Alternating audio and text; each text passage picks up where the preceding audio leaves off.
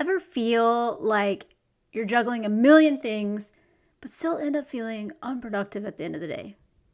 I'm sure we can all relate to having those days where we've just been running around nonstop and then we feel like we haven't accomplished anything.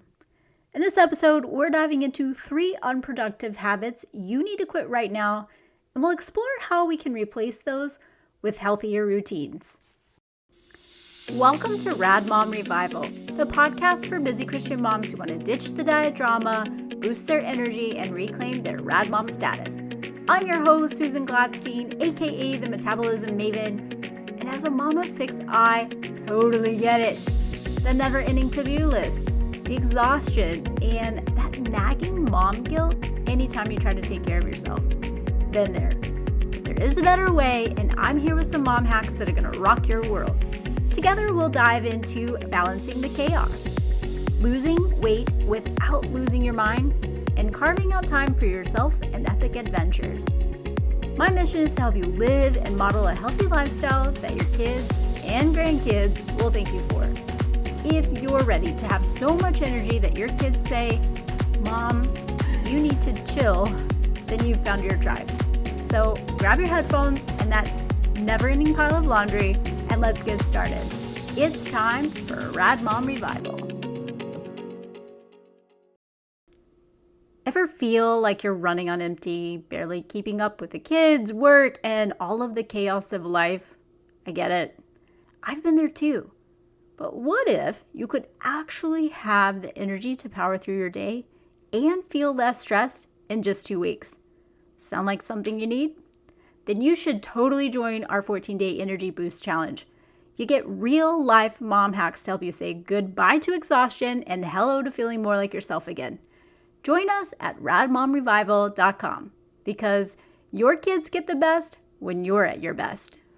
When I think about the times that I really struggled the most to make healthy decisions or fit my exercise in or just feel good about my body and the progress I was making, have been when my life felt very disorganized and chaotic. I mean, think about the last time that you had a crazy day. Maybe that's today. Maybe it was yesterday. But there's so many things to get done and there's never a moment for yourself. Am I right? You get to the end of the day, you go to bed and you feel like, oh my gosh, I was so busy, but it was so unproductive. And you make a promise to yourself that tomorrow is going to be different. You're going to be productive, and then you wake up, and the next day feels very much like the day you just got through. So how do you get that way? How do you get to a point where your day feels organized and you're able to easily make healthy decisions? Well, you do that with a healthy routine. The more structure you have, the more freedom you're going to feel. And for so many people, I always say it's not really about going on a diet. It's about putting your day on a diet and setting yourself up for success.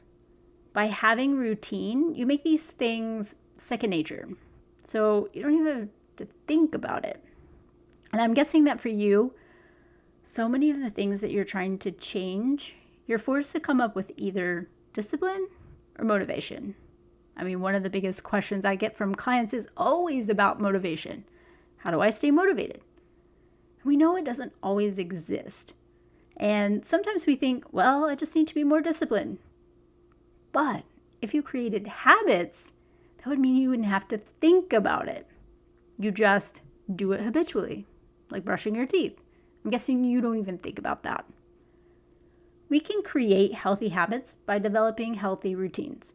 And the way you do this is by, number 1, thinking about tomorrow. I mean, everybody talks about having a productive morning and setting your day up for success, and it is super important, but it doesn't take into consideration what needs to happen first the night before. So the first unproductive habit that I want to highlight is to quit not thinking ahead to tomorrow. Proverbs 31:15 tells us about the virtuous woman who rises while it is yet night and provides food for her household. Preparing the night before is key to a productive day. So today I want you to start this new habit. I want you to ask yourself, what is the most important thing for me to get accomplished so that I feel like I've had a productive day? What are those things? And really try to edit it down. Take some things off your plate, because I know that there's a million and one things that you'd like to get to. But if I ask you to just pick 3 things that are the most important, if you got those done, you would feel like your day was a success. Those are the things that you want to start with. Then, based on what you want to get accomplished tomorrow, ask yourself, what can I get ahead with by getting it done tonight? The night before is how you plan for your most productive day. So for me, one of the things I do is set out my workout clothes the night before. And it might seem simple. It might be yeah, well, what? It saves you 5 minutes. Yeah, no big deal. But it is a big deal in the morning, because I don't want to feel rushed. And the moment you start feeling rushed and overwhelmed, that's when the chaos sets in. So I'll lay out my workout clothes the night before. It also becomes a trigger. If the first thing you see when you walk out of your closet is an outfit ready for you to exercise, kind of takes out the guesswork, right? I also decide the night before, not just that I want to exercise, but specifically what I'm going to do. And I put it in my calendar with a start time. Put an alarm on my phone, so it reminds me, okay, it's time to start exercising. And these things are really important, because it makes it where I don't have to rely on my memory or motivation or even discipline. I'm triggered to do these things that become habitual. So the second habit to quit is allowing distractions to hijack your day. For me, it's social media and emails. For the last month or so, I've hidden my social media apps so that the notifications aren't distracting me. Anyone else hate having any kind of notifications glaring at you on their phone? I also took a break from posting on social media so I could just refocus on my priorities, getting into homeschool, starting this podcast. But I am so guilty of wondering if I got any new likes or what's going on over in Facebook. And this short break has really forced me to realize just how consumed I am by it all. Romans 12:2 reminds us, do not be conformed to this world, but be transformed by the renewal of your mind. And I'd love to encourage you to avoid distractions that steer you away from your purpose. So when you look at social media or at your inbox, you kind of allow someone else's day, someone else's priorities or objectives to hijack yours. You have goals and priorities for you and your family. You want to lead your crew towards a healthy destination, am I right? And this means that you've got to have purpose and intention that starts the night before. It starts by setting yourself up in the evenings.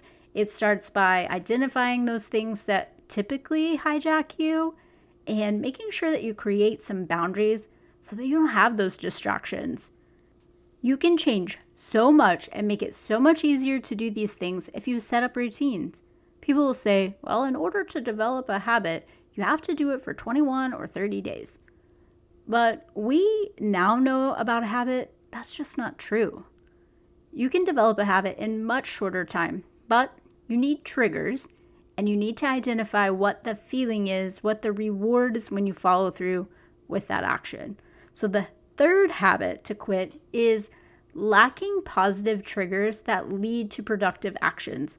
So for example, for me, I wanted to read the Bible this year. And that's kind of a nice thing to say that you're going to do something. And I've done this. I needed a trigger. So I started listening to the Bible app while I was getting dressed in the morning.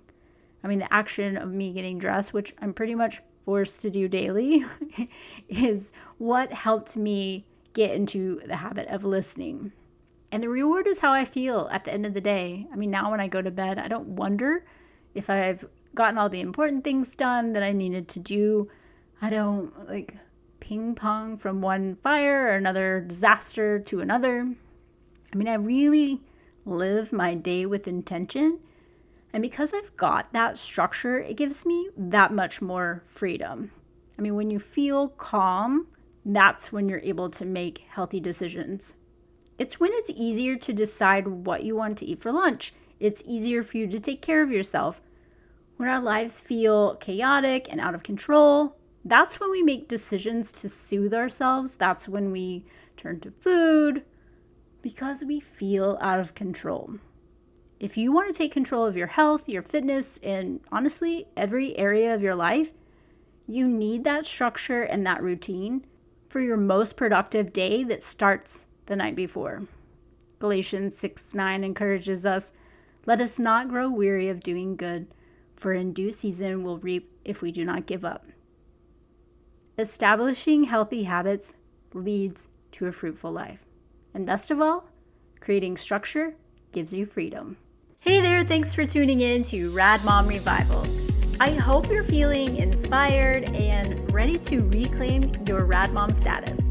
If you enjoy the show, do me a favor, subscribe and leave me a review and share it with your mom friends who desperately need some me time. I'd totally be honored if their me time was spent hiding in the bathroom listening to this podcast. I'd also love to get connected if we aren't already. Find me on social media and join our awesome tribe at radmomrevival.com. Until next time, keep embracing the chaos, finding joy in the little things, and living your best Rad Mom life. Thanks for listening.